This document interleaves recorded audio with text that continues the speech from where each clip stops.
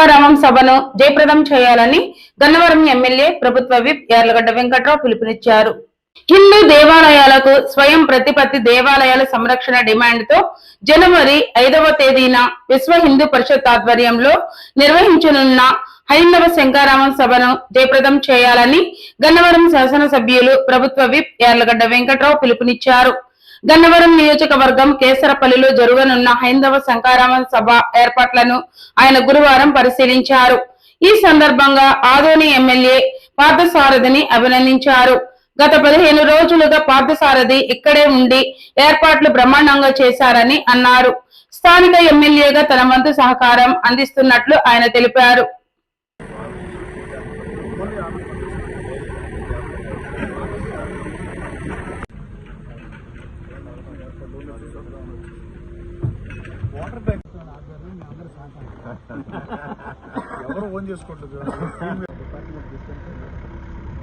మరి చాలా disciplined organisation, highly discipline. మీరు మామూలుగా మీరు ఇట్లాంటి బహిరంగ సభ చేస్తే రాత్రికి వేస్తారు.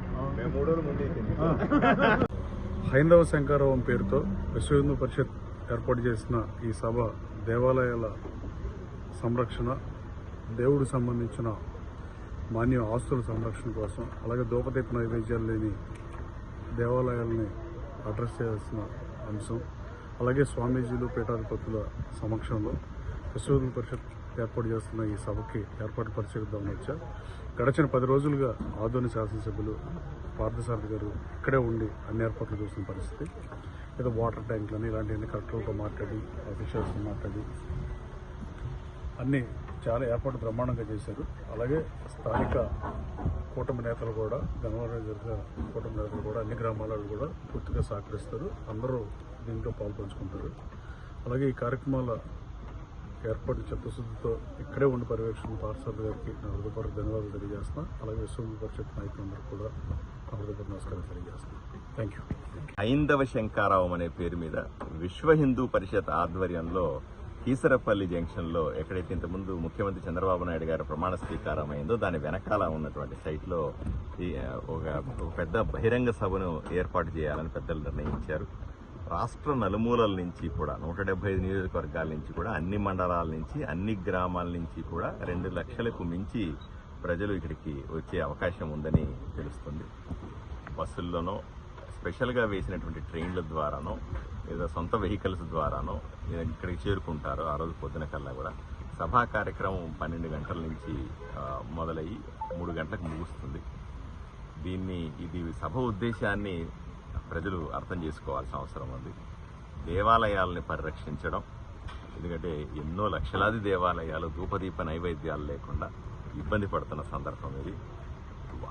ఆలయాల్ని అభివృద్ధి చేసిన సందర్భం, ఎంతోమంది దాతలు ఆలయాలను అభివృద్ధి చేస్తూ ఉన్నారు. అభివృద్ధి చేసిన సందర్భంలో ఎండోమెంట్ డిపార్ట్మెంట్ వచ్చి ఆ దేవుడి మీద భక్తితో కాకుండా దాని మీద హుండీల మీద భక్తితో దాన్ని తీసుకోవడం. మన డబ్బులు ఎందుకు వేస్తాం? మన డబ్బులు అక్కడ దేవాలయాల అభివృద్ధి కోసం, ధర్మాన్ని అభివృద్ధి చేయడానికి వేస్తాం. కానీ ఆ డబ్బులు తీసుకొని గత ప్రభుత్వంలో చూసాం, వివిధ ప్రభుత్వ పథకాలకు వాడడం అనేది సరైంది కాదు అని హిందూ ధర్మం చెబుతుంది. అలాగే లక్షలాది ఎకరాల దేవుడి గుడి మాన్యాలన్నీ కూడా, ఇవన్నీ కూడా అన్యాక్రాంతం అవుతా ఉన్నాయి, ఆక్రమించుకున్నారు. వీటన్నిటిని కూడా మళ్ళీ తీసుకోవాల్సిన అవసరం ఉంది. అదే కాకుండా ఈ పాలక మండళ్ళు, ఏవైతే దేవాలయాలకు సంబంధించిన పాలక మండళ్ళు వేస్తున్నామో వీటిని రాజకీయాలకు అతీతంగా, రాజకీయ పునరావాస కేంద్రాలు కాకుండా ఏదైతే హిందూ ధర్మం మీద భక్తి ఉన్న వాళ్లతోనో, లేకపోతే ఆ గుడికి సంబంధించినటువంటి సేవ చేసిన వాళ్లతో నింపాలనే మరొక డిమాండ్. ఇలాంటి ఎన్నో రకమైనటువంటి హిందూ ధార్మిక సంస్థల్ని కాపాడుకోవాలి, దేవాలయాల్ని కాపాడుకోవాలి, ధర్మాన్ని కాపాడుకోవాలన్న ఉద్దేశంతో ఈ సభను నిర్వహిస్తా ఉన్నాం. ప్రజలందరూ కూడా పెద్ద ఎత్తున దీనికి హాజరవుతారు.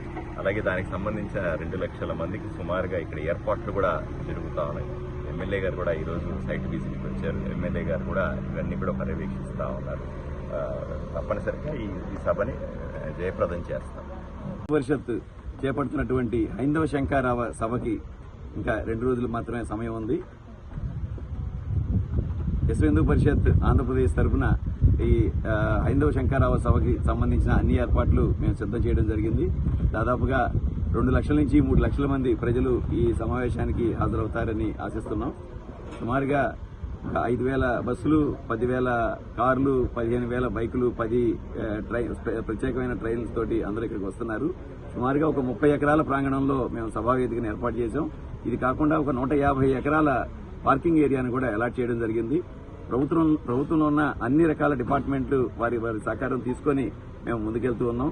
ప్రభుత్వం సూచించిన అన్ని రకాల చర్యలను చేపట్టి తగు జాగ్రత్తలు తీసుకొని సెక్యూరిటీ పరంగా కానివ్వండి, పార్కింగ్ పరంగా కానీ అన్ని రకాల సహకారం తీసుకొని వెళ్తున్నాం.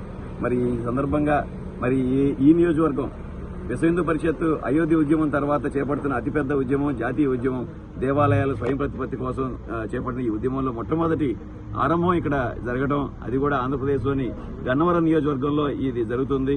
మరి నియోజకవర్గ శాసనసభ్యులు వెంకట్రావు గారు కూడా ఈ రోజు ఇక్కడికి వచ్చి పర్యవేక్షించి వారి సూచనలు తెలియజేశారు. మాకు చాలా ఆనందంగా ఉంది. అందరి సహకారంతో ఈ సభ విజయవంతం అవుతుందని చెప్పి ఆశిస్తున్నాం.